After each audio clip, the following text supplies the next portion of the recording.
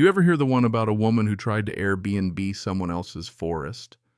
No, really, it starts like a joke, right? But I promise the punchline will make your jaw drop. They say the mountains will keep your secrets.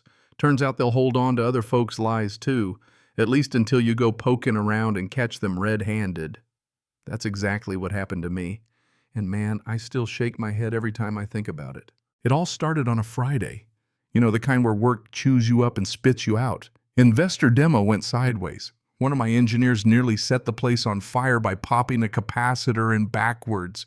And my inbox, you ever see bacteria multiply under a microscope like that? But emails. But as soon as I took the turn off the highway and started climbing up into the foothills of the Bitterroots, none of it mattered. That gravel road, not much wider than my old Chevy, was like a lifeline straight to peace. 40 acres of wild Montana forest, no HOA, no nosy neighbors, just the kind of silence that lets you breathe deep and feel human again. 6 months ago, I bought that patch of land, clear deed taxes, paid nothing but me, my dream, and a piece of earth that didn't care what color I painted the front door. I'd set up a temporary modular cabin, strung some solar panels.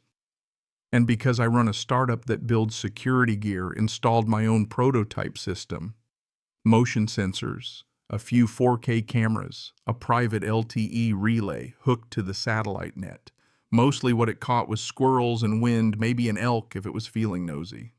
That's why when I pulled up that Friday and checked the security logs, my stomach did a little flip.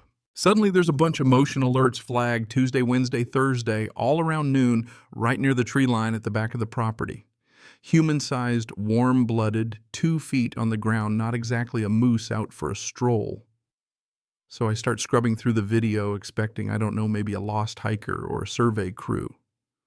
What I see instead, someone dragging lumber, actual honest-to-God cutboards across my tree line.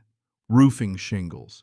And this isn't just a let's make a fort kind of thing. We're talking full-on methodical construction in the middle of my woods on land I just paid a small fortune to own. At first, I think, okay, squatters, meth heads, or maybe a trail builder got lost.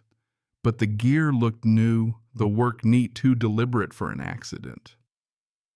I lock up the module, grab my flashlight, and start hiking out to the back lot right where my land meets the ravine, and across from that, a neighbor's dinky little 2-acre patch.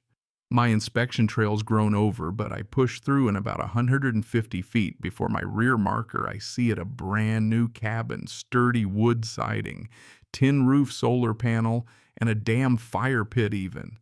Not a tent, not a lean-to. A cabin. With a keypad lock, raked dirt, stacked firewood, a lantern hanging on the porch, the kind of place that looks like it belongs in a glossy magazine spread. Problem is, it's sitting square in the middle of my land. I do a slow circle looking for any sign, any posted notice, maybe a utility tag. Nothing. The wiring's all solar, there's a composting toilet set off to the side, and get this, a motion-activated wildlife cam bolted to a tree. I recognize that model. I wrote the review for a trade blog. Whoever built this knew what they were doing and sure as hell didn't ask me first. So I pull out my phone, call the sheriff's department. I'm not looking to play vigilante, but I need to record something official. Sheriff's office. Yeah, hi. I need to report a possible illegal structure on my land, Oakview Ridge Lot. 4, pause. Then she tells me that property's already got a short-term rental permit on file, active as of last month. My stomach drops. No, it doesn't. I never filed for any permit. But she says it's right there in the records under a different name, Karen Ripley. Click, everything slides into place, and not in a way you want. Karen Ripley owns the 2 acres across the ravine. Met her once, she joked her parcel was useless, no water, no road boxed in by my land. Guess she figured she'd fix her retirement mistake by squatting on mine. I finish up with the dispatcher, ask for a deputy to escalate, and trudge back to my truck, pissed in a way I can't even describe. But Karen doesn't know who she's dealing with. First thing I do back home, beer in hand, laptop open, I start sleuthing. Doesn't take 5 minutes to find the cabin listed on Airbnb. Wilderness Retreat Cabin, off-grid, Serenity Oak, View Ridge, $219 a night. Glossy photos, cozy throws, fire pit, absolute seclusion, no neighbors for miles. Except jokes on them, I'm the neighbor, and I'm looking at my own fence in the blurry background of one of the photos. Over a dozen 5-star reviews, too. Perfect escape, so safe, so peaceful. Somebody even brought their golden retriever. I don't know what's worse, the trespassing or the fact that they're cashing in. Host is KJ Management. No photo, no number, but booked solid every weekend. I screenshot everything listing guest reviews, permit number, even metadata, off the photos. Then I reach out through a throwaway email as a potential guest and flag the listing through Airbnb's fraud form. But I want more. So I drive up the next day, sneak around the back, and sure enough, there's a secret path. A little trail from the cabin to the ravine, down to a spot just off the county road, flat enough to park a car out of sight. That's when the fun really starts. I pull the SD card from my trail cam by the access road and bam, there he is.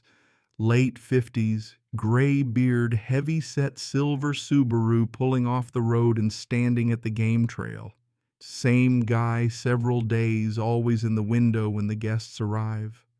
One video shows him waving people down, a couple with backpacks rolling suitcases.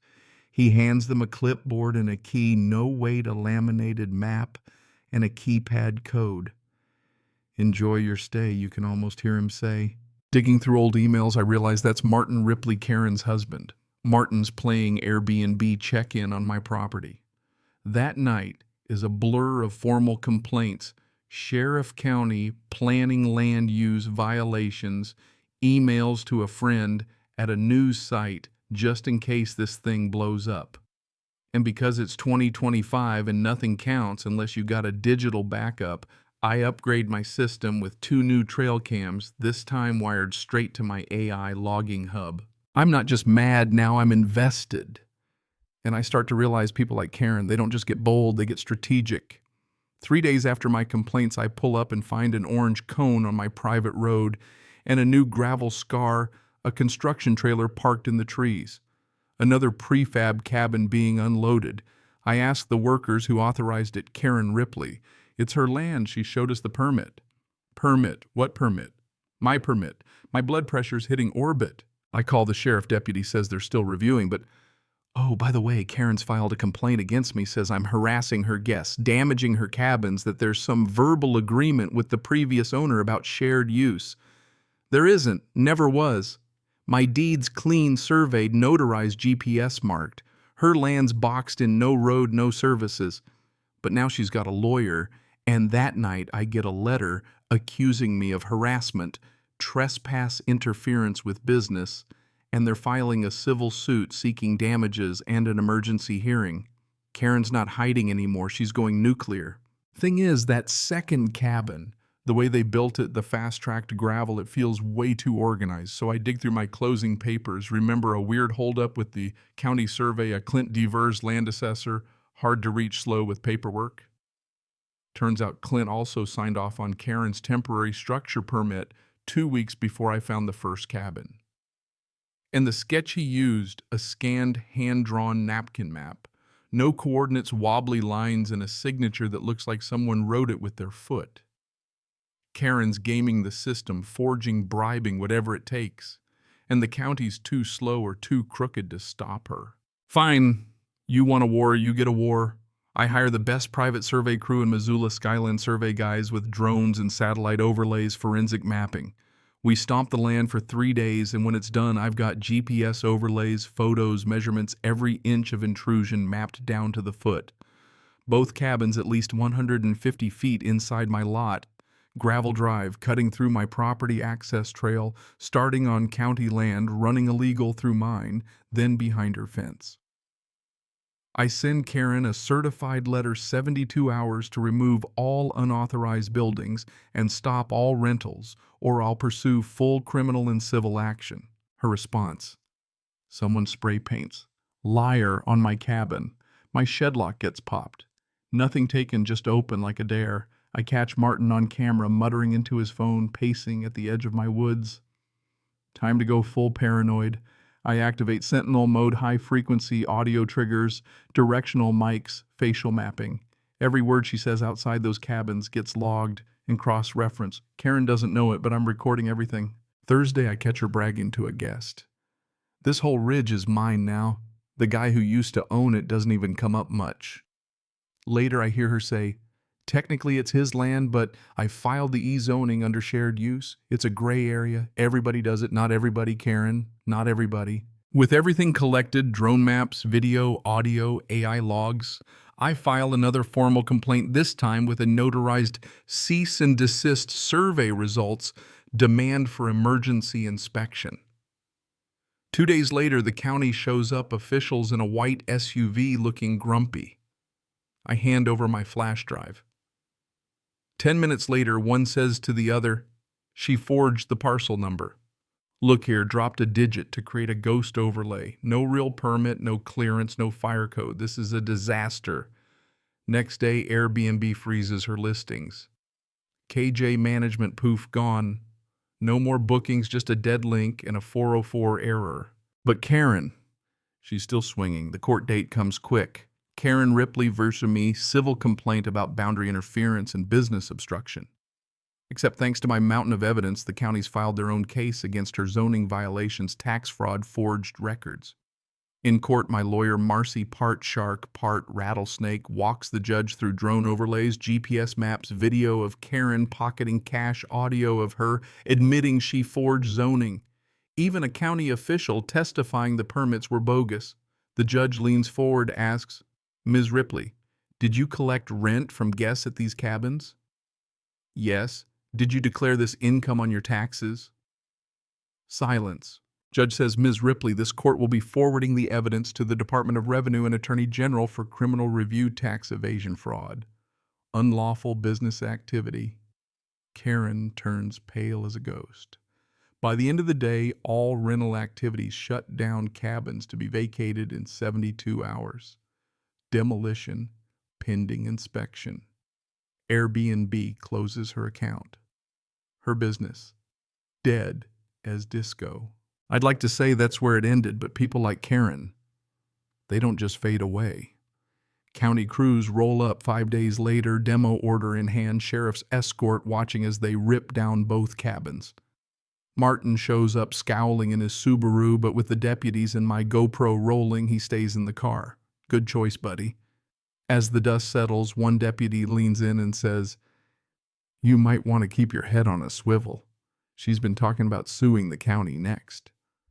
"Tell her to bring a real map this time," I say, but inside I'm still wired. 3 nights later, 2:21 a.m. Sentinel picks up movement.